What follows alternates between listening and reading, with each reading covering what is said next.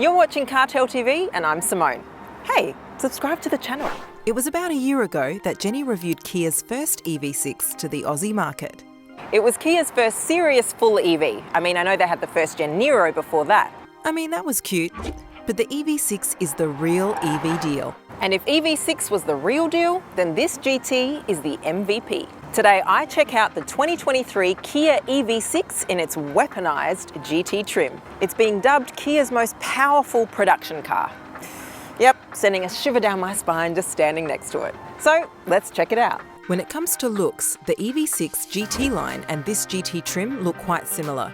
It looks super sporty already, but this GT just gives you a few more sporty hints. Front on, it looks indistinguishable when compared to the other trims. But the GT trim is slightly different in terms of function with its matrix LED headlights. The Intelligent Front Lighting Systems, or IFS, use the front view camera to recognise vehicles ahead, automatically reducing the rise of the high beams to not dazzle the cars in front of you.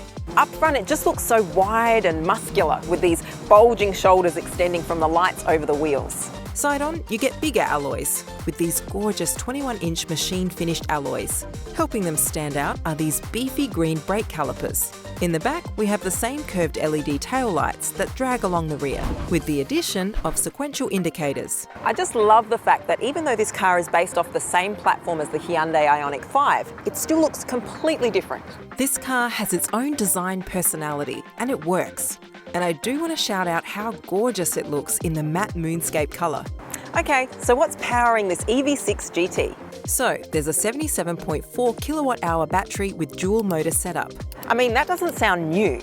There was already an EV6 all-wheel drive GT line with the same size battery with dual motors. So what makes this thing so special? The dual motor setup here is much more powerful and delivers up to 430 kilowatts of power and 740 newton meters of torque. That makes this incredibly fast. The output is now 80% higher than the GT line all-wheel drive dual motor. Okay, so how fast, you're wondering? Well, the EV6 GT launches from 0 to 100 in just 3.5 seconds and has a top speed of 260 kilometers per hour. To put that speed into perspective, 0 to 100 for the GT line dual motor is about 5 seconds. The Tesla Model Y performance variant is 3.7 seconds, and even the entry-level Porsche Taycan starts at 5.4 seconds. As mentioned, the Kia EV6 GT has a 77.4 kilowatt-hour lithium-ion battery pack. That's the same size battery as the lower trims, but because of the performance-focused dual motors, it does mean you lose range. WLTP range is listed as 424 kilometers. Now, if range is of highest importance to you, your best option would be the single-motor EV6 Air rear-wheel drive, which has 528 kilometres of range WLTP. In all cases, Kia has ensured that you'll get impressive charging times with their advanced charging infrastructure supporting both 400-volt and 800-volt. This means that on a 350 kilowatt charger, you can get from 10 to 80% in just 18 minutes. With a 50 kilowatt DC fast charger, you can charge the battery from 10 to 80% in approximately 73 minutes. And with an 11 kilowatt 3-phase 16 amp AC charger, you can charge the battery from 10 to 100% in approximately 7 hours and 20 minutes. Now for my favourite part, what it's like to drive. You have the usual 3 drive modes, Eco, Normal and Sport. Selecting between these offers a hugely different driving experience. It's fantastic really that this thing can offer you the opportunity to drive it in monster mode, but it also still gives you such polite modes for your day-to-day driving. And for your not-so-polite day-to-day driving, Kia have conveniently placed a little green button right here on the steering wheel. Press this button and you're basically telling this EV6 to not hold any punches back. Unleash your fury! Here it unlocks all the powers from those motors to give you the full performance experience. It just pushes. It throws you back on your seat, so much so that I think me and the other team members might need a physio appointment after testing it out. But it's not like Kia just gave you a ridiculously fast car whilst forgetting all the trimmings around that. That insane power and torque is supported by many other enhanced features like the electronic controlled suspension. This feature goes a long way in improving composure and adjusts the vehicle dampers based on your speed, driving style and corners, all to improve the driving comfort and handling performance. There's also a drift mode that when you activate it sends 100% of the torque to the rear wheels. It's features like this that remind you that there's a lot of fun to be had driving fully electric vehicles. Fun isn't the word to describe this. How can I put it? It's more like seat-soiling exhilaration. The last feature I do want to mention talking about driving is the regen braking. It's an all-new setup and a world first that's been brought out in the EV6, and it's called regenerative braking maximisation. It delivers a large amount of braking torque to both the front and rear wheels. This is a major feature that I really wanted to highlight because in addition to helping you actively add charge to the battery, it also helps you preserve the brake pads, meaning they'll last you significantly longer. The regen braking is controllable via these paddle shifters alongside the steering wheel.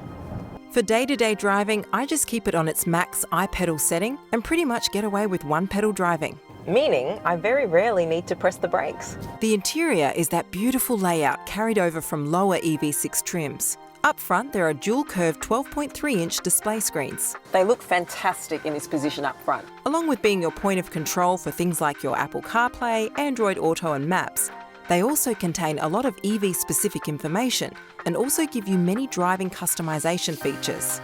There are bucket seats made from vegan leather and suede with green stitching and piping. But one of the first things I noticed getting in is the seat adjustment has to be done manually. That's for both the driver and passenger. It's so strange to not have electric seat adjustment here. I'm thinking maybe it's to save on weight, or maybe that's just me giving Kia the benefit of the doubt. Front seats also aren't ventilated. Whilst they are in the GT line trim, there are 4 cup holders, 2 in the front console and 2 in the rear centre armrest, and 4 bottle holders in the front and rear doors. Now, if I do want to be extra particular, I will mention that where you plug your phone into these USB ports, there's no cubby or platform to sit your phone comfortably. Rather than have the cable stretch across if you want to keep it in one of the cup holders. So you end up sort of having it sitting in this bay here, but then you've got cables. I know I'm being extra fussy. Other cool features up front are wireless charging, front and rear ambient lighting with over 64 light settings, and the awesome flat floor thanks to the EV platform. Now, of course, being an EV, we've got the flat floor due to the lack of the transmission tunnel. I've got great legroom, awesome headroom as well, even though it's a little bit dark back here, but nothing really to complain about. Beautiful vegan leather and suede, which I'm loving. I've got an armrest with cup holders. I've got my double USB-C ports here, my own little air vents. Super comfortable back here. As for the booty, there's a whopping 480 litres of boot space with all seats up and up to 1,260 litres with the second row folded. Kia has upped the safety in the EV6 GT to match its powerful capability. Of course, to ensure safety in this performance vehicle, Kia has integrated a heap of safety tech that includes many goodies like there's a new dynamic halo, the blind spot view monitoring, the 3D surround view camera, multi-collision braking and much more. The recommended retail price of the EV6 GT is $99,590. Now that's close to the drive-away price of a performance Tesla Model Y, which sits at $105,000, while something like an entry-level Porsche Taycan starts at $170,000 drive away. Kia just continues to impress. This car on so many levels impresses me. In terms of looks, interior features and comfort, advanced architecture, as well as that breathtaking performance. Kia Hyundai have been very aggressive in the EV space, and they are doing it so well. They aren't just turning out EVs so that they can be in the market. From what I see, it's more like they're crafting EV masterpieces, something that the rest of the EV market should take a look at and maybe even learn a thing or two from. Thanks for watching CarTell.tv. Now, the EV6 GT shows you that you don't need an internal combustion engine to have some real fun. We'll be pumping out plenty of EV content over the coming months, so stay tuned for that, and you'll see me in my next review.